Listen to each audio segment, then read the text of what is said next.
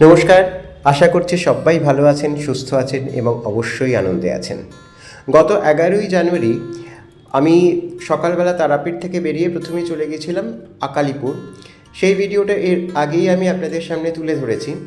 তারপর আকালিপুর থেকে আমার গন্তব্য ছিল নলহাটেশ্বরী দেবী দর্শনে। কিন্তু রাস্তায় পড়লো এই অপূর্ব সর্ষে ক্ষেত। সর্ষে ক্ষেতের একটা আলাদা আকর্ষণ আছে, সেটা আপনারা সবাই মানবেন। কিন্তু চোখের সামনে এই ধরনের একটা সর্ষে ক্ষেত দেখে এখানে না থেমে পারলাম না। সর্ষে দানা যতই কদর্য কুৎসিত কালো হোক না কেন, সর্ষে ফুলের যে আলাদা একটা আবেদন আছে, সেটা ছোট বড় সকলেই স্বীকার করবেন। সাধারণত শীতকালে পশ্চিমবঙ্গের বিভিন্ন জায়গায় সর্ষের চাষ হয় এবং সেটা এই বীরভূম বাঁকুড়া অঞ্চলের ধান উঠে যাওয়ার পর সেই খালি জমিতেই সাধারণত সর্ষের চাষ হয়ে থাকে। কিছু কিছু জায়গায় সর্ষের চাষ হয়, আবার কিছু কিছু জায়গায় আলুরও চাষ হয়। আমি আমার এই যাত্রাপথে দুই ধরনের ক্ষেতেরই সম্মুখীন হয়েছিলাম। সবার আগে পড়লো এই সর্ষে ক্ষেত। এর আগেও একটা সর্ষে ক্ষেত, সামনে সর্ষে ক্ষেত ক্রস করে তবে আকালিপুর গেছিলাম। তবে ফেরার পথে ঠিক করেছিলাম যে এই সর্ষে ক্ষেতে একবার নামবো, নেবে এখানে দাঁড়িয়ে এই সর্ষে ক্ষেতের সৌন্দর্য কিছুটা উপভোগ করে আবার পাড়ি দেব পরবর্তী গন্তব্যের উদ্দেশ্যে।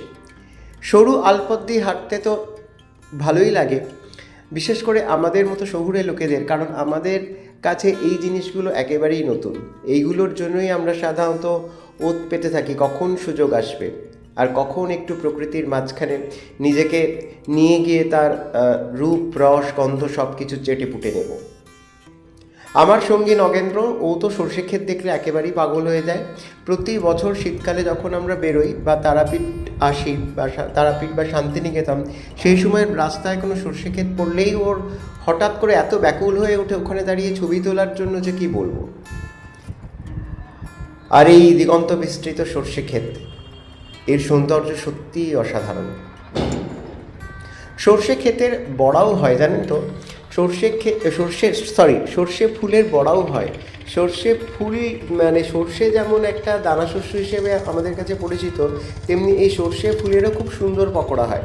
যদি কখনো সুযোগ পান তবে খেয়ে দেখবেন, বেশ সুন্দর লাগে। কিচ্ছু না, রেসিপিটা খুব সোজা। সর্ষে ফুলের যে ফুলের অংশটা, সেটা চালের গুঁড়ো, হলুদ, একটু নুন, একটু লঙ্কা এসব দিয়ে মেখে জাস্ট সর্ষের তেলে কড়া করে ভেজে নিই, ব্যাস। চায়ের মুখে তো অসাধারণ লাগে।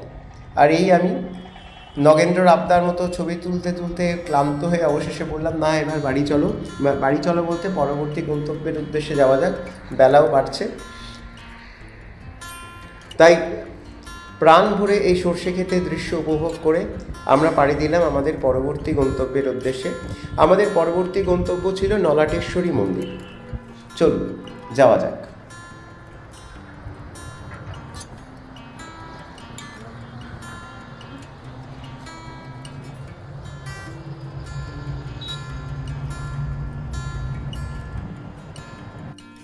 বলতে বলতে পৌঁছে গেছি নলাটেশ্বরী মন্দিরে। এই মন্দিরটি খুব সম্প্রতি সংস্কার করা হয়েছে। পীঠ নির্ণায়ক তন্ত্রে এই নলাটেশ্বরী মন্দিরকে 51 পীঠের অন্যতম একটি পীঠ হিসেবে চিহ্নিত করা আছে। এখানে দেবীর কণ্ঠনালী পড়েছিল। এখানে যে শিলামূর্তিটি আছে সেটিকে কালিকা রূপে পুজো করা হয়। দীর্ঘ সিঁড়ি বেয়ে তবে মন্দিরের গর্ভগৃহে পৌঁছানো যায়। চলুন দর্শন করে আসি।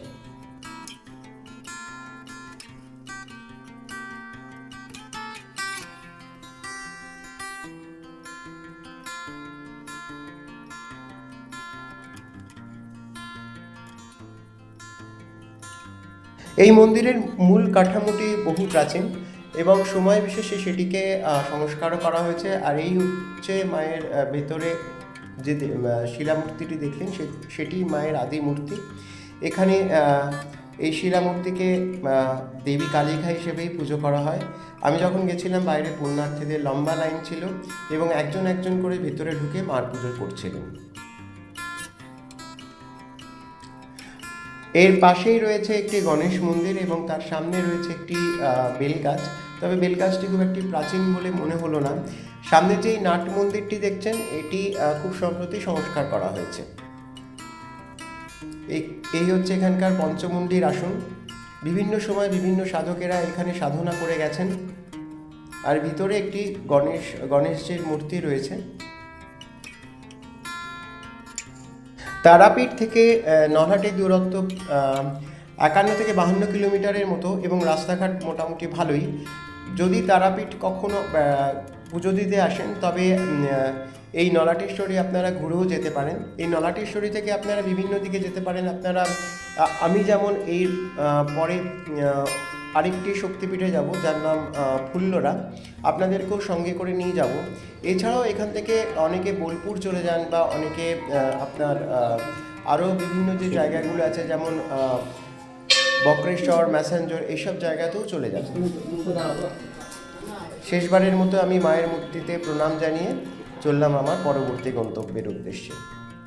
আমার পরবর্তী গন্তব্য শক্তিপীঠ ফুল্লরা। সেটাও আপনাদের পরবর্তী ভিডিওতে আমি তুলে ধরব।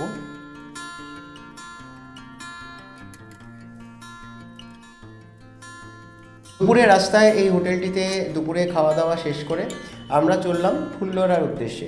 কিন্তু তার আগে হঠাৎ করে একটি আলু খেতে দেখলাম আলু তোলা হচ্ছে। এর আগেও আমরা বিভিন্ন সময় ক্ষেত থেকে আলুর বস্তা কিনে নিয়ে গেছি। এক একটি বস্তা 400 টাকার মতন প্রায় পড়ে। তবে এখানে যারা আলু তুলছিলেন তারা জানালেন যে তারা কর্মচারী, তারা আলু বিক্রি করতে পারবেন না। এই দেখুন, একটি বস্তা থেকে আলুগুলো ক্ষেতের মধ্যে গড়িয়ে পড়ে আছে। আলু কিন্তু পশ্চিমবঙ্গে একটি শীতকালীন ফসল হিসেবে বেশ জনপ্রিয়। বিশেষ করে এই রাঢ় অঞ্চলে আলুর চাষ কিন্তু খুব বেশি হয়, এবং সম্প্রতি এটাও দেখা গেছে যে বিভিন্ন যে পোট্যাটো চিপস কোম্পানিগুলো আছে তারাও বিভিন্ন জমি লিজে নিয়ে চাষিদের কাছ থেকে তারাও আলু কিনে নিয়ে যান। এই বছর আলুর ফলন মোটামুটি ভালোই হয়েছে, এবং দেখতেই পাচ্ছেন ক্ষেত জোড়া আলুর চাষ, চারিদিকটা সবুজে সবুজ হয়ে আছে। আলু যখন বেশ বেড়ে যায়, আলু গাছগুলো যখন বেড়ে যায়, তখন দূর থেকে না এগুলোকে চা বাগানের মতন মনে হয়। চা বাগানে যেমন একটা নির্দিষ্ট উচ্চতায় সমস্ত চা গাছগুলো দাঁড়িয়ে থাকে, এখানেও ঠিক তাই। কোনোটিও ছোট নয়, কোনোটিও বড় নয়, নির্দিষ্ট উচ্চতায় সার বেঁধে গাছগুলো দাঁড়িয়ে আছে। এবং এই আলু গাছও পোতা হয় কিন্তু সার বেঁধে। চলুন দেখাচ্ছি। একটি জমিতে আলু চারা সবে বোনা হয়েছিল। আলু চারা তো নয়, আলু বীজ বুনে সেখান থেকে আলু গাছ তৈরি করা হয়, সেটাও আপনাদের দেখাচ্ছি। আর এখানে দেখুন এই আলু গাছগুলোতে ফুল চলে এসছে। অর্থাৎ আলু গাছে যদি ফুল চলে আসে তাহলে মনে করা হয় যে ভেতর দিকে আলুগুলো মোটামুটি তৈরি হয়ে গেছে। আর ওই দূরে দেখুন আরেকটি জমি চাষিরা তৈরি করছেন। আর এই দেখুন, এখানে দেখুন কি সুন্দর সার বেঁধে মাটির ছোট ছোট মাটিগুলোকে আলের মতন করে তৈরি করে উঁচু উঁচু করে তার উপরে আলুর বীজ বুনে সেখান থেকে আলুর গাছগুলোকে তৈরি করা হচ্ছে। আমি জানতাম না যে আলু একই জমিতে আলু একবারেরও বেশি চাষ করা যায়, তবে এইবার সেটা দেখলাম। পাশের জমিতে আলু গাছগুলো বেশ বড় হয়ে গেছে, আর এই পাশের জমিতে কিছুদিন আগেই গাছগুলো লাগানো হয়েছে। এইগুলোর থেকে আলু তুলতে বেশ খানিকটা সময় লাগবে। এখানে যে দেখছেন গাছের পাতাগুলো হলুদ হলুদ হয়ে এসছে, তার মানে এই গাছগুলো থেকে আলু তোলার এখন সময় হয়ে এসছে। ওই দূরে রাস্তা দিয়ে গাড়ি ঘোড়া চলে যাচ্ছে, আর এদিকে নিশ্চিন্ত মনে চাষিরা তাদের নিজেদের কাজে ব্যস্ত।